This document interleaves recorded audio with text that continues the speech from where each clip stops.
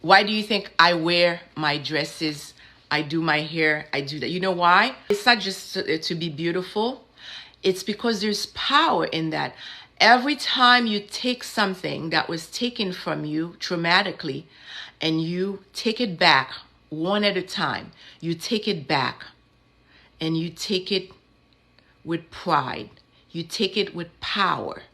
Not the pride or power because it's in fashion now. You know, my hair is natural because it's in fashion. Not that. That's, you still back in their stuff again. You're back in their stuff. Like I said, they have many back doors. You go from one door out, they put another back door. Oh, they want natural hair. Let's put a back door for them. Natural hair. Let's go. Everybody, let's go natural hair. And then you see everybody's wearing. Yeah, but with what energy are you wearing the natural hair? That's what's important. If it's because they told you, if it's because they now accepted it and you're now doing it, well, guess what? That's another back door. You have to take it in, take it with power. It's got to be your own power. So you have to do it when it's not acceptable. So they may say, oh, you could wear it here, you could wear it here, but you can't wear it here. Okay, then I'm going to have to wear it there. And I'm going to have to take the backlash when I wear it. And I'm going to probably have you tell me I'm not supposed to wear it. I'll let you tell me that. Because guess what? I've worn it. That's what's important. You have to stand for the gods. You have to put the gods into evidence. That's what I mean when I say put your God into evidence. There can't be afternoon gods and weekend gods and hobby gods. So now that we are aware, how do we liberate ourselves a second time? Can we replicate revolution? The revolution this time is the revolution of your mind. Like I just said, you have to manage your energy. So the first thing you have to do, you have to start assuming who you are. And once you start doing that, you'll see things are going to start happening for you and those around you. But it's not for the faint of heart. It's real work. Assuming who you are is real work. It's really hard because the world has told you who to be for a long time. For a long time, they've told you who you are. That's not who you are, but they told you this is who you are. So you believed it. If you're 50 years old, you believed it for the last 50 years. This is who I am. How do you let that person disappear? And it's a process to let that person disappear, but that person has to disappear because that is not you. That is who they told you you are, but that's not you. Layer by layer, slowly, you have to observe yourself. You have to start looking at your whole life. First of all, you have to start looking at your whole life. Look at what is this life thing? What is it? What's that? They told me this is life. You know, I get up in the morning, I do this. I look at everything that you do, everything that you think, what you think about life, your conceptions. Is that really true? Is that really life? Or is that what they told you? Look at your mother. Look at your father. Look at how they live. Look at your grandmother. Look at how they lived. What I know today, I know because my grandmother, I used to watch my grandmother. It wasn't because I wanted to do it. I was back home. This is how it is. You know, I grew up with my grandmother. But I remember hating her in a way for a little bit when I was a kid because she forced me to be home. She didn't want me to go to school, for example. And I love school. I'm like, I want to go to school. I want to be with the other kids. She didn't want me to go to school. She wanted me to be with her. She had a restaurant. In the restaurant, she wanted me to do chores. You know, hard stuff like grilling coffee, preparing food and stuff like that when I was as young as 7, 8 years old. And I felt like, I want to go to school. I want to be normal like the other kids. But what I didn't know at that time was that was the preparation for the me that she knew I was going to become. She had something she wanted to transcend to me. And now that is the person who teaches me. Everything, how? By remembering who she was. And then I realized everything that she was is what the world say we should not be. And then I said, but wait a minute. I remember her, and I remember her being a very happy, peaceful, at ease person, someone that wasn't frazzled by anything, someone that was powerful beyond measure, this woman, yet very poised. Had Everybody, powerful people coming at her. This is a woman who didn't know how to read or write, never been to school. And very powerful people, educated people coming to her, bowing at her. As a kid, I thought, that is something. How'd she do it? Then, when I was frazzled myself, I started remembering who she was. And I started remembering how she lived. And I started taking in everything. What was life to her? What was life to her? Because she didn't have all these things that I have now. So how could her life have been so grand? This world told me in order for life to be grand, I have to have this and this and that. It has to be this. She didn't have any of those things. But when I look back, I saw that she had everything. Everything she had. Because she had all the essence of what life is. And that's all you need. You don't need to have everything, but you need to have the basics. By giving us, quote unquote, everything, we don't even have the basics. We don't have the basics. And we wonder why our lives are so meager. We have meager lives compared that to what we could have had, compared to what our ancestors had. We have meager lives. With all of our degrees and everything else, we have meager lives because we are not sitting in ourselves. We're not rooted into anything. Our lives have to take root somewhere, and we're not rooted. That's why we see as a people, we can't get together. We said we divided because we don't have roots. Each one of us believes something different. There's no roots. My grandmother had roots. She practiced a spirituality that her mother venerated, her father venerated. And her mother before that, the mother of her mother before that, going back to old lineage. She stayed in that one house her entire life. She never moved. She did the same thing every day. She served her community. She never wore glitz and glamour. Hardly. It didn't mean nothing to her. What meant something to her, though, she did every day. Her spirituality. She never missed when it was time to do her voodoo dance. Every day, her business that she had, her livelihood, that was part of her voodoo. It wasn't outside of voodoo. No. Everything that she did was part of her spirituality. Everything. And I said, that's what she had. That's it. But she didn't know how to read and write. This world would have said this woman is unsuccessful, cannot make it. And I'm talking making it. I'm not talking meager making it, just successful in the eyes of the world. I'm talking about leaving a legacy behind. A true legacy. What do you think about that? Challenge the whole world. I think the power and the depth of African spirituality is the path to be in a peace and challenge. Yes, absolutely, Benji. Yes. But it's not sexy. African spirituality is not sexy. That is why they couldn't monetize it either. When I say it's not sexy, they've had us believe that solutions have to be fast. Well, you should be able to philosophize that. What's the philosophy of it? What does it say? Read it, put it down. It's not like that. You enter it and you let it teach you. That's it. You enter it, you let it teach you.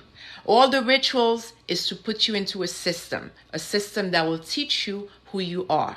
You come in without knowing anything. You don't know anything. You leave, you know who you are. That's it. Nothing else. And you live your life for that. Not the other way around. You live life for that. It's a very difficult concept for people to understand. I live my life for that. What about everything else I have to do? People say, I have so many other things. I'm busy. I have things to do. Well, that's just it. All those things you're doing, you're not getting anywhere if you notice. Right? By now we all know this, right? Let's just tell the truth. We're not getting anywhere. There must be a reason for that. That's because you're not really doing anything for yourself. Everything you're doing is for somebody else. Nothing for the self here, the big self. Voodoo forces you in that system to do everything for the gods first. You serve the gods first. So everything that you do, everything that you touch, every action is for the gods. So you do it with that energy. That's what that means. You do it with the energy that's for the gods. You put yourself second. But wait, as you do that, you become first again. Because who are the gods? You are. But if you don't go through that system, through that route, your ego won't let you do it for you. The system has given you an ego that is such a tyrant, it will be in your own way. It won't let you do anything for yourself. It will sabotage you. Not until you're about to enter the grave, you'll realize, oh my God, that wasn't even me. I abandoned me for this little thing here, talking all the time. That's your ego. So the way the system of voodoo is set up, it's set up so that, how brilliant our ancestors are. How brilliant. It's set up so that it bypasses the ego and makes you serve the gods. In it, the ego has no other choice but to sit back and become a slave to you, which is the way it's supposed to be, not the other way around. Right now, we are all slaves to our ego. How can we find our essence when we are so enveloped in false religions? Well, people have to make decisions. They have to start learning about the very religion that they're actually practicing and see what it is. Most people who are religious don't really know what they are practicing. They just know what was handed down to them. So they keep doing the same thing without ever questioning it.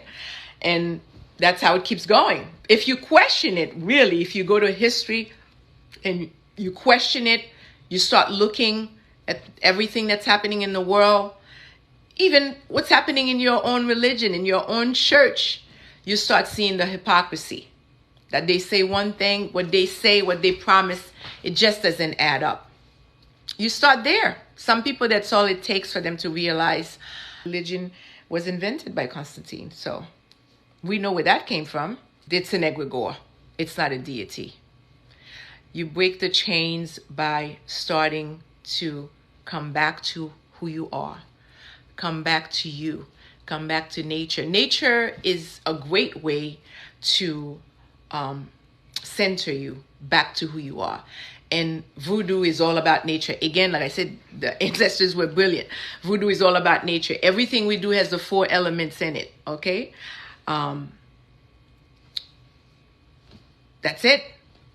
Voodoo is, we respect the waters, we respect the ocean, the rivers, the earth, the air, fire, everything. There's nothing bad about voodoo.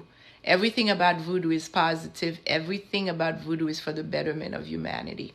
That is why voodoo liberated Haiti in 1804. Slavery that was happening in the entire world, not just in Haiti.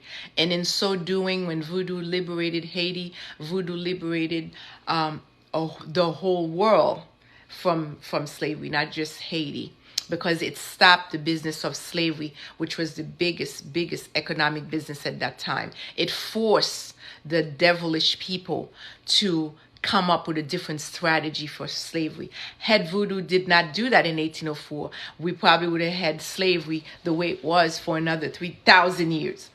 Okay? And that is why they demonized voodoo, because imagine right now if somebody could figure out a way to stop what's happening in the world right now, the whole stock market, the whole technology. If somebody had knowledge and they're going to stop that, you could see how that person would have been a threat to this world right now, right? So that's how it was back in 1804. This was the only business that was building civilization, building France, building America, building England, the entire world, okay, being built by slavery, essentially. And we stopped that. We said, no, this is enough. Can't do that. And they retaliated after we did that. They demonized it, which made our people didn't use it anymore. You don't use it, so then you lose it. It's no longer in your brain, it's no longer in your mind, it's no longer passing down from generation to generation. It's not going through your genes anymore because you've given it up. And when you look at 200 years later, you look at the state of Haiti, this is the result. You look at the state of black people, all black people who went back to religion, to venerate egregore, this is the result. They are slaves. As a group, you might find individual black people who are quote unquote successful, but what's the legacy? Can their offspring 300 years from now, will they also be free? Not that the ones here right now are free anyway, but let's just say, for argument's sake, pick any black person you know who's quote unquote successful.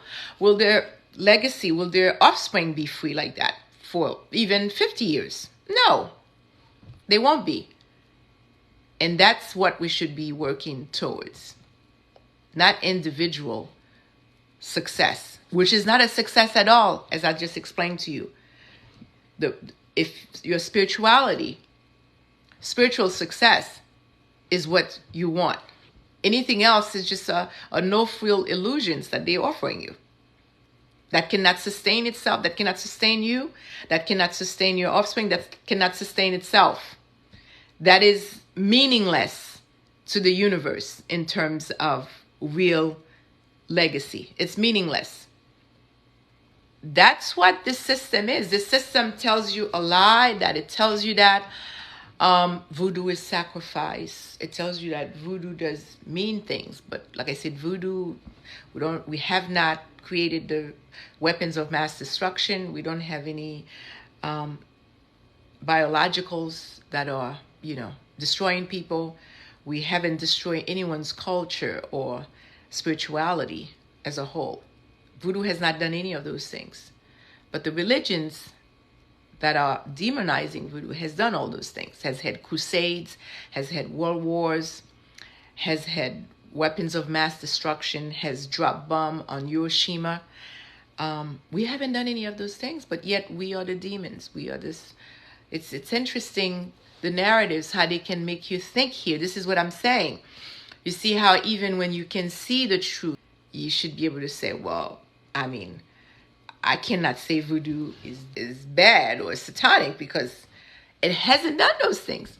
But yet the very system that has done all those things also tells you, I'm peaceful. This is a peaceful religion. You go to church, it's quiet. Okay, the long robes, the cross, the whole thing, the mass, very quiet, drinking the blood of Jesus. The communion, it's well crafted. All to subdue you. All, it's an illusion. But they've been doing it for a long time. It's well crafted. So well crafted that you can sit in it and you don't even smell it. You see it, but you can't recognize it. That's a trick. And it's really not a trick, though. But it's a trick, it's not a trick. It's a trick for those who can't see